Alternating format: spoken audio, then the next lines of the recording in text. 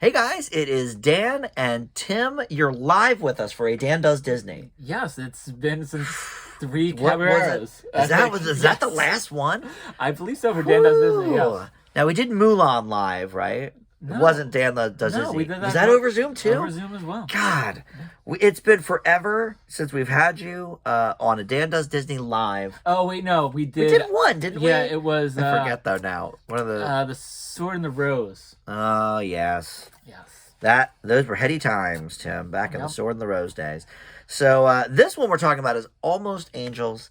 We don't have anything to hold up because we watched it on Disney Plus. The only 1962 Disney release on Disney Plus for whatever reason, we don't know. Yeah. It has been released on home video a couple of different times, and I would assume this is one you can get like all of them on Amazon for like $4 to rent or something. But we watched it for free. I think you On could the old Disney possibly Plus. get it on.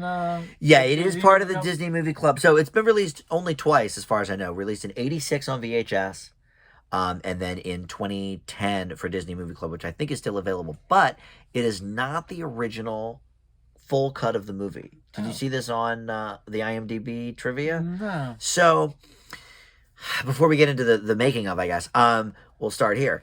So there's like 90. It says 93 minutes. Oh yeah, I think did read about But it's really only like an hour and 29 minutes and like 40 seconds or something. There is something with, first of all, they could not, I guess some of the like stuff was so bad, the film, that they just were like, well, we don't really need this for the plot. So they just took out like a couple minutes of the movie and they didn't care. So I think maybe the original VHS has like a kind of bad version, but then once it got to DVD and streaming, when they're like more high def and whatever, they just didn't include it. So I don't know what's going on with that. But also, it is presented in full screen with the bars on the side, and that's how we watch it on Disney Plus. The DVD is the same instead of how it was presented in theaters with a widescreen. I don't know why that is, because most of the things we see on Disney Plus from these classics we've been watching is the right aspect ratio. Yeah. So they're obviously not really taking super good care of this movie, but at least it's available. So Yeah. I guess we'll give it that. So this was released in September of 1962 on a double bill with Lady and the Tramp. And Lady and the Tramp was the first movie, so they obviously did not have a ton of confidence in this. They re-released Lady and the Tramp to sort of goose the money a little bit. So there's no real box office take for this because it's sort of unclear. But they billed it as mischievous dogs and mischievous boys. That was like the slogan. All right, this was known as Born to Sing in the UK, and in Germany it was called A Greeting from Vienna. So a few different titles for the Disney movie. So this was shown on the Disneyland program in '65 in two different parts, like a lot of the movies at the time. And the story was inspired by a Robert A. Stamey story that was never published. So no one seems to know how Walt Disney found this, how he knew about it. Maybe he was friends with this person. No one seems to know. And so the only other thing I really have is that the child actors were mostly actual members of the Vienna Boys Choir. They performed, several traditional Austrian songs through the movie, and there's a bit of dubbing with a couple of the kids that were actual actors and not part of the choir. I think they're a little obvious where they've dubbed some of that in, but they did, like a lot of these films of the day, film on location in Austria, in Vienna, and all of that stuff. So that's really all I could find on this movie. Okay. So let's hear about this rare treasure, Almost Angels. Okay, so we have Tony. He is the son of working class train engineer, but has higher aspirations of joining the world famous Vienna Boys Choir. With the support of his mother, he auditions and manages to get one of the two opening spots. However, Tony's arrival rubs Peter the wrong way because his angelic voice is kind of pushing Peter out of the spotlight. Can Tony win the approval of his father and form a friendship with the bully Peter as the two young boys deal with the hardships of growing older? and that is Okay, that is what happens for sure. So we have the cast here. We have Vincent Winter. He plays the lead Tony, and we actually seen him once before. He was one of the young kids in Greyfire's Bobby. Oh, okay. I didn't think I recognized anybody from anything. Yeah. Okay, that makes sense. I mean, there was a lot of kids in Greyfire's Bobby. Yeah. And he goes on to be in The 3 Lives of Thomasania in 1963. He was also part of A Magical World of Disney 2-parter, Horse Without a Head.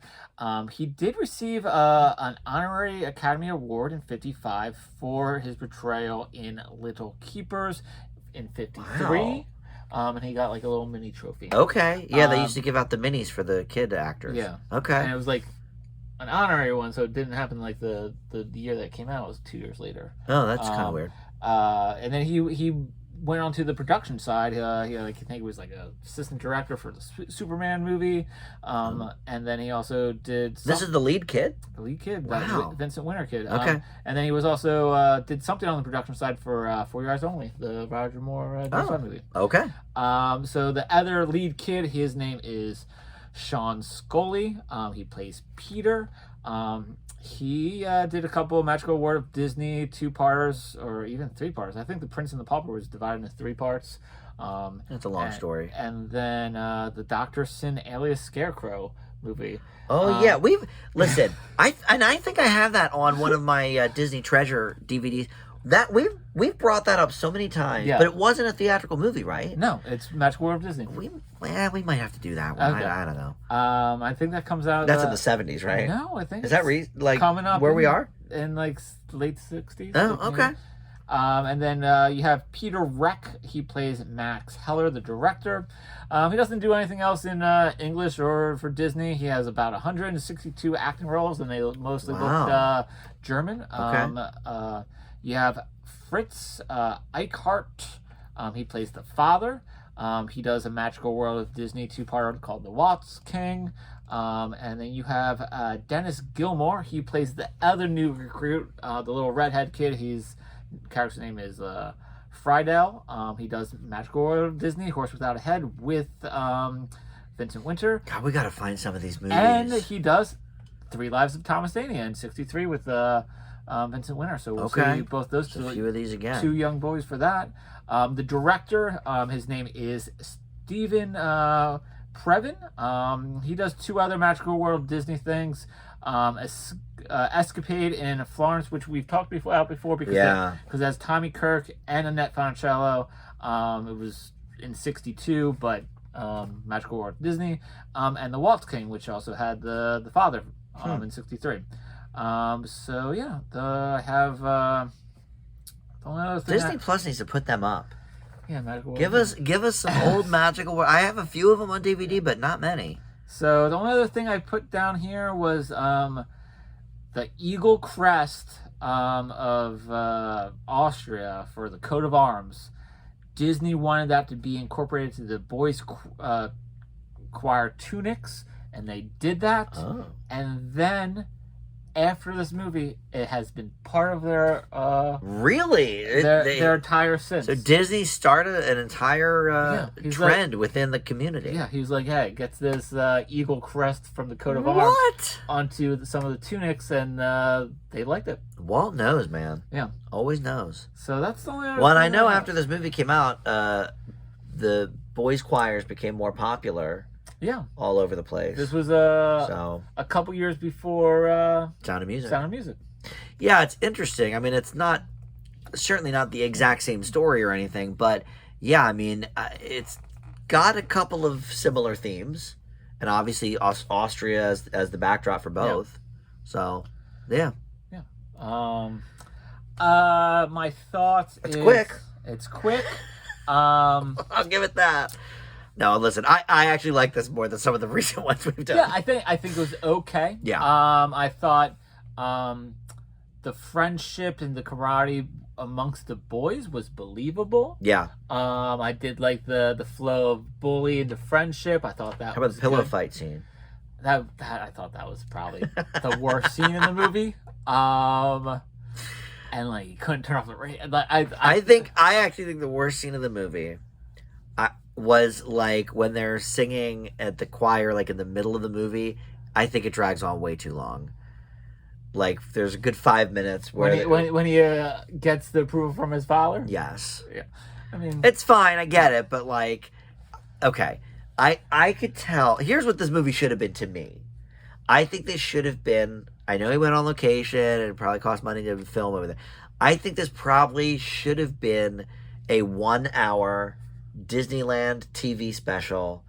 I think with all the music, they just kept padding it with the music. And look, for fans of classical music and this kind of style of singing and everything, I'm sure it's great. The music is good. Yeah. But it was a little overkill for me. I could tell that they just were working with kind of half a script and just said, well, let's sing a little more. And the thing that I'm confused so about... that would be my biggest gripe. Did you look at the movie poster for this movie? Not yet, no. Oh. Well... I usually don't find them until I put them up, so... It shows the 3 boys, with the little redhead boy, and one of them, like, looks like it has a black eye. And, like, I'm like... Where's this black that eye? didn't happen. That didn't happen. Like, I didn't know if it was the actual black eye. Hey, that was part of that 3-minute scene they cut. Or, like, you know they were that, like, we don't need this part. Like, that old movie trope of, like, he looks through a telescope and... Oh, yeah. Little like, Rascals. Yeah, I was like, did that happen? Does he have a black... Like, wow, that's weird. So I wonder if that was part of the missing footage. Maybe. Huh. Yeah. I should have been restored then if it was important enough to put on the poster. Yeah. Or it's one of those classic, we put it on misdirect. Misdirect. Yeah, they certainly did that back then as well. They cut it out before we made it to the film. Yeah, look, obviously most of these kids are not trained actors. No. They're singers. I think in that respect, it was fine. I agree. The camaraderie and the playfulness and the sort of back and forth and, both the friendship and sort of the bullying aspect, I think was fine. Nobody did a bad job like we've seen in some of these movies. No. But the overdubbing of the boys' voices, I could tell, which ones kind of were not authentic, and they probably dubbed themselves over in any case, but I could tell when it was like one of the kids wasn't actually using their real voice to sing. But yeah, it just seemed very padded with all the singing. And then the big orchestra scene at the end is a good like 10 minutes. Yeah. Which, if that's what you're coming for, great. It obviously got people interested in the boys' choir. But I thought this would have been better suited for a TV 1 hour special. Yeah. I give it a C+. Oh, okay. I'm actually a little higher than you. I give it a B-. I was thinking B-. Yeah. We've seen so many bad ones lately. I'm just like, this is better than You brought up that pillow fight scene, and I was like... the pillow fight scene. Now listen. It was bad. Yeah. I mean, if it went on for like a little bit, it was just so long and like... It was quite long. Didn't make sense. I did kind of like all the feathers flying around. That was good to look at, but... Yeah. Shot well. Nice. Shot well. I don't know. This is our quickest Dan Does Disney ever. There's not a ton to say about this movie. So, it's completely fine. Yeah, it's perfectly fine. Like, it's perfectly fine. I wonder why this is the only one from 62. Because you've got all the Tommy Kirk ones. You've got Fred McMurray in a bunch of them. Even the dog ones. There's a few dog ones up there. The one was very nasty. Was that Great Friars Bobby? Was the really bad one? That was... Oh, Savage Sam. No, we haven't done Savage. Nicky Wild Dog. Nicky Wild Dog of the Dog. But I think that was 61. That was 61. Oh, okay, that was the year of the dog. But Big Red was 62. I thought Big Red was perfectly fine. Perfectly fine. And then, like, coming up, the next one we have is Legend of Lobo, which is another dog movie. Yeah. Not all. But the next one is In Search of Castaways, which is Haley Mills for the year. I mean, she does a movie. How is that not on Disney+? She does a movie Plus? every year. That's her contract right now. Every summer she does a movie with them. And she just knocked it out of the park with Parent Trap. Right. And you're not going to put her... Yeah, one of the best we've seen, really, in a while. You're not going to put her next movie on there. I mean, I don't know what it is, but even if it's... Haley Mills has kind of like a following that people... Yes. And that's the thing with the Fred McMurray one, like Bon Voyage, like... It wasn't the best movie, but it wasn't that bad. It was fine. It was fine. Yeah. Like, when I think of like the classic Disney girls from the era. Yeah. It's Annette Funicello and Haley Mills, and then a little bit later Jodie Foster. Yeah. I mean, why wouldn't you put all of her movies on there? I don't know. Yeah. But I guess we'll find out. Maybe there's, Yeah. of course they're putting R-rated Netflix shows on there now. So moving on to 63. We have, 63. What's there? We have Son of Flubber, not on Disney Plus. I'm excited to see. I know I don't get that either, but I'm excited Miracle to see it. I have of the that White one. Stones, not on Disney Plus. Okay, I'll have Savage to get that Sam, one. another sequel to Old Yeller, not on Disney Plus. Summer Magic, Haley Mills, not on Disney Plus. They're trying to brush this era under the rug or something. So and it's not like these movies are racist or like. Well, we don't know yet. Well, we don't. But the ones we've seen that are on, like what was, I don't know, Bon Voyage. Bon Voyage had maybe Big a Red. little bit of sexuality stuff. Yeah. What was the one where the Moon Pilot? Moon Pilot. It wasn't a great movie, but I mean, so I don't know why it's not there. The final two of 63, Incredible Journey, on Disney Plus. Oh, okay. I've heard of that one. Well, you probably they remade Is it. that Natty Gann or something? The Journey of Natty Gann? No, they remade it into Homeward Bound, An Incredible Journey. Oh, And okay. there was a sequel, Homeward Bound. Right, two. Lost in New York. Yeah. It was Lost in New York. And then we get to animate again. You'll see Joe, Sword and Stone. Sword and Stone. On Okay. Disney Plus. I would figure that. Thank God that one's at least on Disney Plus. All right. Well, some of those I guess I'll have to order from the club. Yeah. But yeah. Listen, I guess there's not much to say about this movie. I mean, if you like the Vienna Boys Choir, I think this movie would be right up your alley. Yes. Um, Sound of Music, it is not though. No. It's cute. It's family friendly. Yeah. Um, And good singing. I mean, yeah. I don't disagree with that statement. Yeah. You could do worse. There's like nothing going. Like there's no stakes. I don't Yeah. know. The kid's voice changes. Like okay. Yeah. You could do worse, but you could do better. Yes, I think that says it all. So yeah, we'll be back next time with another Disney movie. Thank you for watching, Tim. I don't know if you'll be over Zoom or in person, but we'll see you again for sure. Yeah, for Legend of Lobo. For Legend of Lobo, and that's it. Bye.